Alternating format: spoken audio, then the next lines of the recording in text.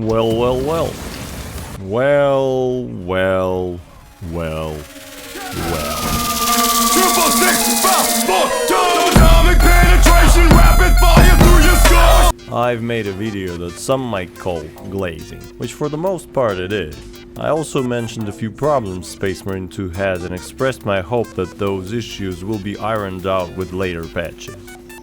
Well, here we are. Let's just say that patch 10.0 and patch 10.1 are a mixed bag. Way to make a fool out of me, Saber. Thanks. At least Bethesda bugs are funny. Saber's bugs are just like being stood up on a date. I'm gonna try and be as objective as possible, which is harder for me than most people, because over time I came to enjoy this game quite a bit. So it pains me to say this, but they did mess it up in a very amateurish and careless way. The stratagems, they're great and awful. The new season pass, it's good and bad.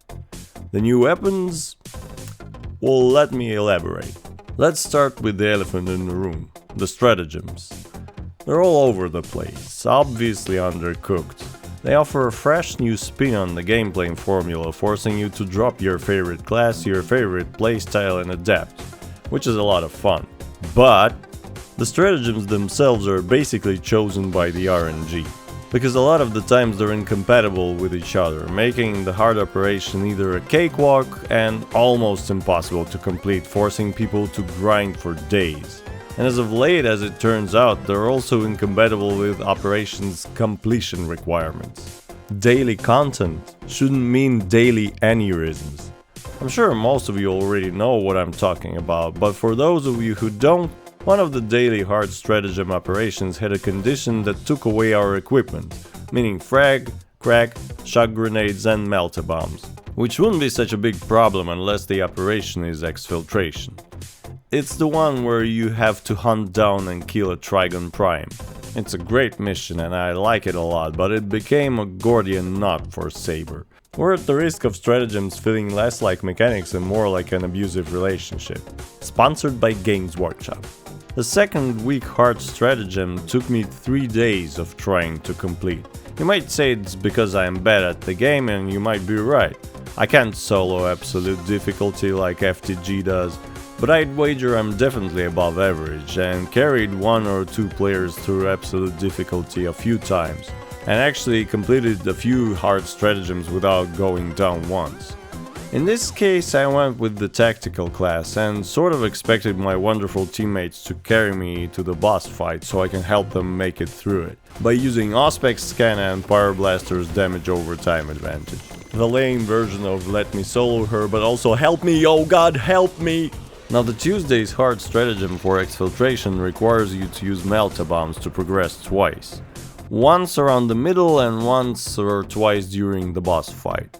But as I've said earlier, you can't. Womp womp. At first I thought that maybe for those sections they will make exceptions, and only during those certain points during the operation the equipment will become available. Sort of like those melta-bombs keep spawning until the tunnels are sealed. Nope. This is proof that those stratagems aren't play-tested at all. We're Saber's testing team, and we pay for the privilege. Paying to be a tester is like paying rent to live in your parents' basement. Technically possible, but morally offensive. Yes it is, and you know it. It's their way of forcing you out via awkward embarrassment. A way to tell you, we used to love you but now you're a fuck up, so join the old junk in the basement. But Saber, I love you. I just watched the recent Saber Interactive creative director Aller Hallis Likes interview, where he said that the team is humbled and excited by the game's success and are enthusiastic and yada yada yada. Yeah, I'm being dismissive here, because right after doing something good, you do something so blatantly incompetent. I hope you learn from this, guys. This cannot happen again, it's embarrassing. Saying you're humbled in an interview and then screwing up right after is like saying you're about to do some performance art just to fart in an elevator. The Year 2 Season Pass was announced at a bad time. The patch needed a hotfix, the well-known older bugs still persist, even worse the new ones were introduced. What's especially annoying is that the players are able to find and document these issues way better than the team at Saber. Who's making the game here, guys? You expect us to drop 40 more buckaroos on the game that asked for 120 a year ago? Well, I actually would consider it because you've given us a lot of free content and the champion and chapter packs were okay, but in my opinion, it's not worth the asking price. There are cosmetics that aren't that varied and configurable, plus paywalling patterns behind certain packs is just a bad move in general. It limits people and forces them to pay for cosmetics, which is always bad.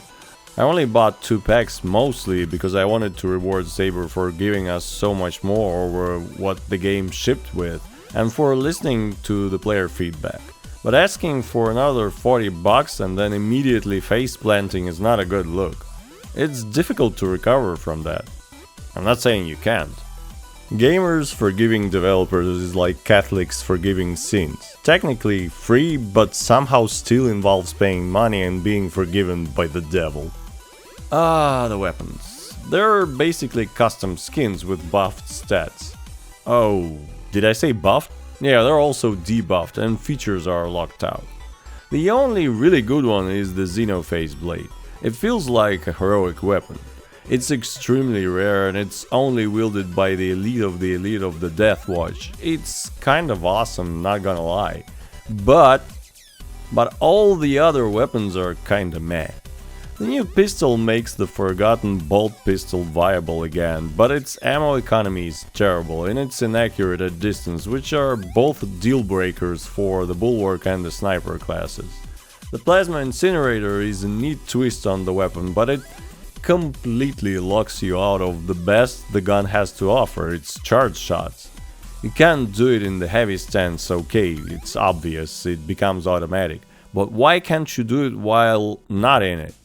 Yeah, the Gladius is okay if you like the balanced knives, but it's tough to use reliably against the newly introduced Chaos Spawn who tend to flail around a lot and are sometimes hard to parry. The Combi Melta is a total gimmick, it's like a grenade launcher bolter. There's no way to replenish the pathetic ammo pool reliably and it's not as good as the launcher. And the damage is mid. As for the chainsword, it's pretty much unanimous that it's outright bad. I'm gonna be honest here, I didn't even try it. The speed stat was all I needed to know. Now in regards to weapons, all of it is a subject to change. Just about every weapon in Space Marine 2 was tweaked and buffed and rebalanced more times than I care to count. It's been a constant point of argument in the community. And my personal take on it is that it's a tough call to make the boulders feel as devastating as they are in the lore and keeping the game challenging and playable at the same time. I think it depends on what you want from the combat and what your familiarity with the game is. I think Ruthless hits it just right. It's still a power fantasy and the TTK is fast with fully leveled characters and weapons and you still cannot afford to be like really sloppy. While Absolute is more of a self-imposed challenge that is more about the punishing but fun gameplay for someone who wants to barely scrape by like a true Astartes. Barely scraping by like a true Astartes. Nothing screams demigod warrior like struggling harder than a nerd on a date. Now, I don't want to come across entirely negative, that would be unfair. And those first 2 hard weeklies were a bonding experience for me, and I've met great players and we're now playing the game together and enjoying it a lot. The X is fantastic, the power stance parry attack is an awesome inclusion, and the new operation now has the toughest boss that makes the Hive Tyrant look like a cuddly puppy. New cosmetics are cool and it's great that more Space Marine chapters are going to get some love they deserve. There's a lot to look forward to. Of course, by cosmetics I mean armor skins, not better hair options. These are Space Marines, not Sims. So, to sum it all up, dear Saber, you've done fucked up here. Royally. This is totally unacceptable. You need to divert more resources to the daily and weekly content to at least not to come across as completely incompetent. Don't go the way of Tug, guys, please. We have something special here. You have every reason to be proud of what you accomplished here. Don't mar it with laziness and sloppiness. Going the way of Todd means turning bugs into features and lies into marketing. Not everyone can be that ambitious.